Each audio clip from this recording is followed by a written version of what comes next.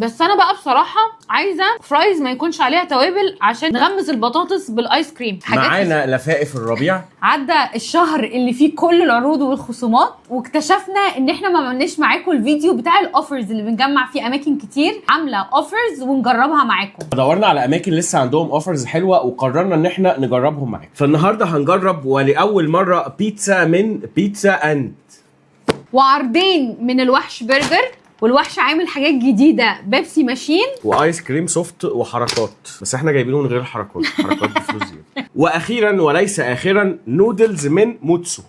احنا حبينا نعمل تجمع ثقافات ايطالي على اسيوي على امريكي كله على بعضه. يلا بينا وهنبدا باللي نعرفه واللي جربناه قبل كده اكتر من مره وشهادتنا فيه مجروحه، الوحش برجر. شاليموهاتك طبعا، شاليموهات سودا. واول اوفر معانا من الوحش برجر هو عرض الكابلز، 2 ساندويتش كريمي مشروم لافر وكريسبي كريمي رانش، معاهم 2 كولا ماشين. خدي مشروبك. اوكي. انا بحب قطعه الفراخ العظيمه. نقطع وندوق.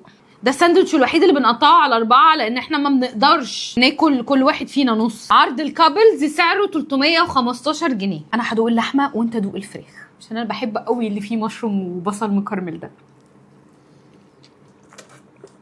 هو اسمه الوحش برجر، بس هو ساندوتش الفراخ عنده لا يقل أهمية ولا جودة ولا طعم على البرجر تماما، يعني خطير. ومش محتاجه اقول لكم ان الفراخ قطعه كامله وان اللحمه لحمه صافي لان انتوا عارفين ان احنا مجربينه قبل كده، ويعني انا جايبه الاوفر وانا مطمنه بصراحه. يعني هو 315 ده مش سعر ساندوتش وكولا في حته ثانيه. اللي بعده وتاني عرض معانا عرض الكومبو، وعرض الكومبو بقى معاه 2 ايس كريم و2 كولا ماشين.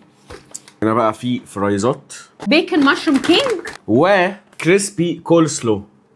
عرض الكومبو عباره عن ان انتوا بتختاروا 2 كومبو، يعني 2 ساندوتش اللي انتوا عايزينهم بقى من المنيو. مفتوح قدامكم المنيو كله، تختاروا الساندوتش اللي انتوا بتحبوه. هيجي لكم كومبو معاه برضو الكولا الماشين والفرايز، وعليهم فري 2 ايس كريم من غير صوص. لو عايزين صوص هتحطوا صوص وهتدفعوا فلوس. فاحنا عايزين النهارده ندوق الايس كريم اصلا لان احنا ما جربناهوش. بص، هو حجم الكاب بتاع الايس كريم ده برضو اعتقد ان هو اكبر من العادي. كبير. الله. كريمي وسكره مظبوط، حلوه قوي. الفرايز اللي هي عليها توابل، بس انا بقى بصراحه عايزه فرايز ما يكونش عليها توابل عشان نغمس البطاطس بالايس كريم. وانا عامه مع البطاطس اللي بملح. حلو قوي ان هم حاطين كول سلو بره علشان الفراخ تفضل مقرمشه. هو بالظبط زي كل مره. وتاني مكان معانا بيتزا بيتزا اند. الاوفر اللي عنده لقيناه ان هو عامل بيتزا وعليها بيتزا مجانا، بس الاوفر ده لفتره محدوده، فاحنا قلنا نستغل الاوفر ونجرب البيتزا بتاعتهم معاكم ونقول لكم راينا فيها ايه. احنا اخترنا 2 بيتزا. اول واحده بيف لافرز، اخترتهم علشان هم بيعملوا البيتزا بتاعتهم على الشكل اللي هو بتاع الفلات بريد اللي هي بيبقى شكلها عامل كده. وتاني بيتزا اخترناها تشيكن رانش بيتزا. اكيد بقى ده صوص رانش، مش محتاجه يعني. والله شكلها مبشر. طيب هي عشان بقى لها حبه قاعده فهناخد قطعه من هنا وقطعه من هنا نحطهم في الميكروويف. سخنا البيتزا. الاثنين بيتزا سعرهم 229 وده سعر البيتزا اللارج بتاعت الميت لافرز.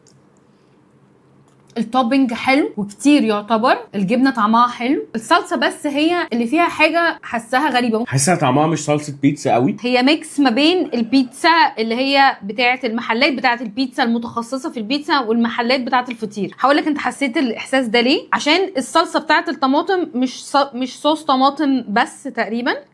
وفي نفس الوقت فيها خضار كتير كده بيقرمش ومش مستوي، فمش فوق. الخضار ده المفروض يبقى فوق عشان يبقى ينشف او كده. في نفس الوقت في برضو حاجه بسيطه، العجينه فيها حته مش مستويه. بص هنا اصلا دي عجينه، بس هي العجينه نفسها حلوه قوي، يعني الحروف اللي مستويه كامله طعمها خطير. فالانجريدينتس كلها حلوه. وحاسه ان سبب عدم تسويه العجينه اللي هي من فوق على طول دي ان صلصه الطماطم فيها ميه كتير فخلت تسويه العجينه مش صعبه. هي نفسها كده كلها على بعضها لطيفه.